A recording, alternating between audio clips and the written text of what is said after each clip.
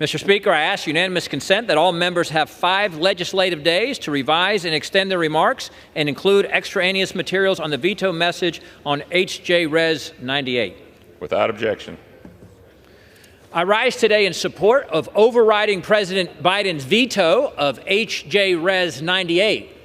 A vote in favor of this resolution will nullify the Biden administration's attempt to redefine what it means to be a joint employer under the National Labor Relations Act.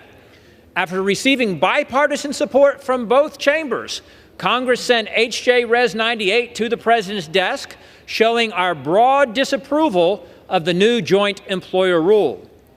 Now, with President Biden's veto, the message from the administration is clear.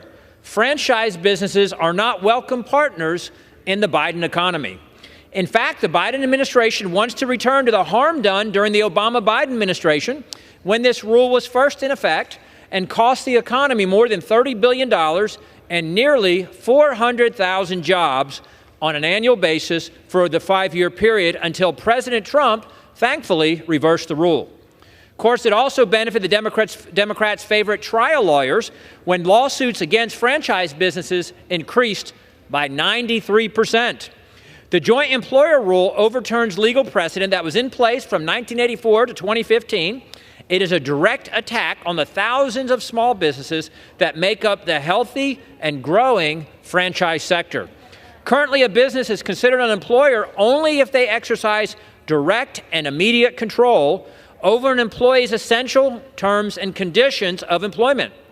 However, the new rule establishes that 2 or more businesses are joint employer relationships if one employer merely exercises indirect control over another company's employees. Under this standard, something as simple as a franchisor giving a franchisee a company handbook could be interpreted as exercising indirect control.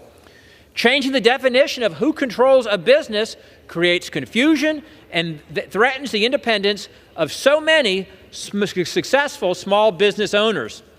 Biden's rule will saddle franchisors with liability for independent franchise owners over which they do not have control. Inevitably, the result of this rule will be less growth, more lawsuits, and the functional transformation of business owners into middle managers. It's already very difficult to operate a small business today in Biden's America.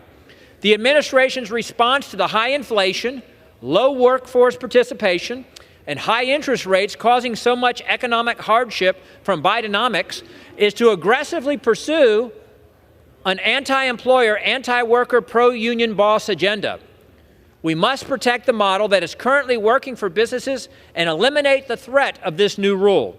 I urge my colleagues to vote in favor of overriding the President's veto of H.J. Res. 98. With that, I reserve the balance of my time.